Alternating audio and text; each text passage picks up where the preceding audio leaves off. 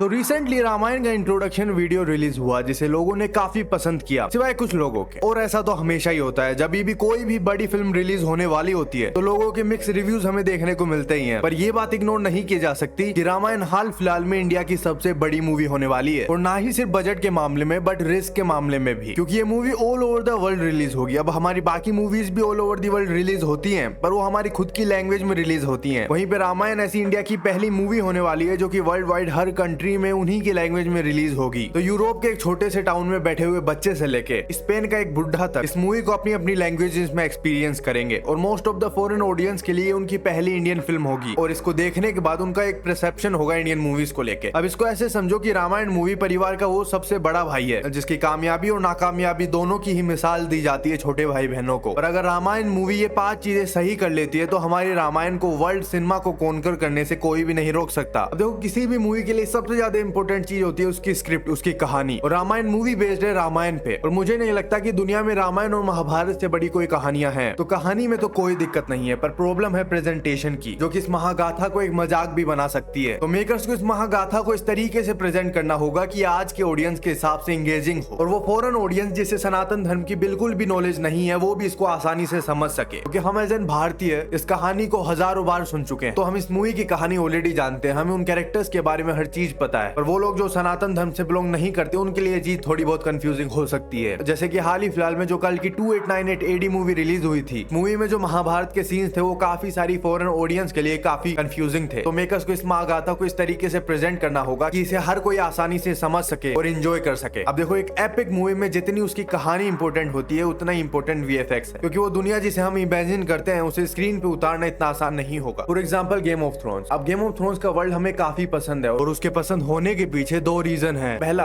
कि उसे काफी अच्छा लिखा गया है, और दूसरा कि मेकर्स ने उसे काफी अच्छे से VFX की हेल्प से क्रिएट किया है। अब देखो, जो ऑडियंस है जिसने गेम ऑफ थ्रोन्स की किताबें पहले से पढ़ रखी है, उन्होंने अपने दिमाग में उस वर्ल्ड की एक इमेजिनेशन बनाई हुई है, और इसलिए इंसान जितना हो सके उतना अच्छा इमेजिन करता है उस कहानी को। और अगर मेकर्स उस इमेजिनेशन के लेवल को मैच नहीं कर पाते तो ऑडियंस निराश हो जाती है। पर गेम ऑफ थ्रोन्स के मेकर्स ने उन्हें निराश नहीं किया, उन्होंने उस दुनिया को काफी अच्छे तरीके से स्क्रीन पे उतारा, और उसमें VFX का काफी बड़ा हाथ था। तो अगर हम जब रामायण की कहानी बता रहे हैं तो उसे भी बिलीवेबल बनाने के लिए मेकर्स को रामायण के वर्ल्ड को उस तरीके से ही शो करना पड़ेगा जिस तरीके से हम लोगों ने उसे अपने दिमाग में इमेजिन किया है। और ऐसा बुरे VFX के साथ तो बिल्कुल नहीं हो सकता, क्योंकि आज के समय में हम दुनिया भर का सिनेमा देखते हैं, और हॉलीवुड के VFX का क्या लेवल है वो हम सब जानते हैं। और ये मूवी वर्ल्ड वाइड उसी ऑडियंस के सामने रिलीज होगी जो कि मार्वल और DC की मूवीज देखते हुए बड़े हुए हैं। तो इस मूवी को सक्सेसफुल बनने के लिए इसका VFX एक काफी इंपॉर्टेंट एस्पेक्ट हो जाता है। अब देखो, रामायण मूवी में जितने भी एक्टर्स को कास्ट किया गया है, ये रोल उनकी जिंदगी के सबसे इंपॉर्टेंट रोल्स होने वाले हैं, क्योंकि ये कोई नॉर्मल कागज पे लिखे हुए कैरेक्टर्स नहीं है। ये वो कैरेक्टर्स हैं जिन्हें हजारों सालों से पूजा जा रहा है। तो इन एक्टर्स को इन कैरेक्टर्स की एक्टिंग नहीं बल्कि इन्हें जीना होगा, और अगर इन सब एक्टर्स ने अपना काम अच्छे से कर दिया तो ये काफी हद तक पॉसिबल है कि रामायण मूवी से किसी ना किसी एक्टर को तो बेस्ट एक्टिंग के लिए ऑस्कर में नॉमिनेशन भी मिल सकता है। और ये डिपेंड करता है कि एक्टर्स पे कि वो इन कैरेक्टर्स को कितना अच्छे से प्ले करते हैं।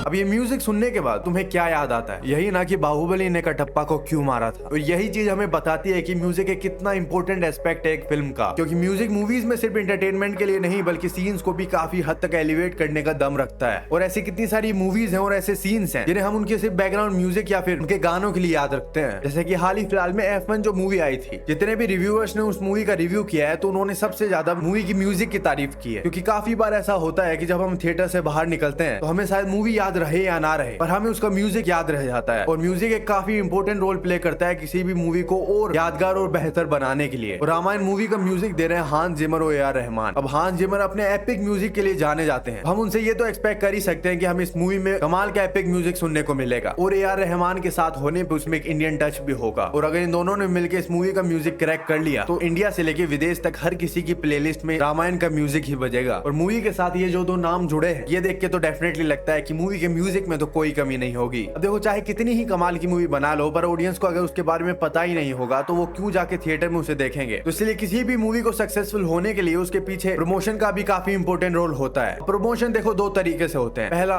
वर्ड ऑफ माउथ, वो प्रमोशन जो कि ऑडियंस खुद करती है, उसके लिए मूवी को काफी अच्छा होना पड़ेगा। और दूसरा प्रमोशन टाइप होता है जो मूवी के मेकर्स मूवी को रिलीज होने के पहले करते हैं। अब Ramayana movie all over the world हर कंट्री में रिलीज होगी, तो इसका प्रमोशन भी उसी लेवल का होना चाहिए। अब तुमने भी ये चीज नोटिस की होगी कि जब भी कोई भी हॉलीवुड की बड़ी मूवी रिलीज होती है तो उस मूवी के एक्टर दुनिया भर की कंट्रीज में जा जाके इंटरव्यूज देते हैं, प्रेस कॉन्फ्रेंस करते हैं और कंटेंट क्रिएटर्स के साथ कोलैब करते हैं। और उसके अलावा मूवी को डिजिटली भी काफी ज्यादा मार्केट किया जाता है और उसी लेवल का प्रमोशन रामायण को करना होगा ताकि मूवी देखने से पहले दुनिया भर की ऑडियंस रामायण के लिए एक्साइटेड हो। तो बस यही वो 5 पॉइंट्स थे जिन्हें अगर रामायण मूवी सही कर लेती है तो रामायण मूवी को कोई भी नहीं रोक सकता वर्ल्ड सिनेमा पे रूल करने से। बाकी तुम अपने ओपिनियंस कमेंट में बताओ कि तुम्हें क्या लगता है।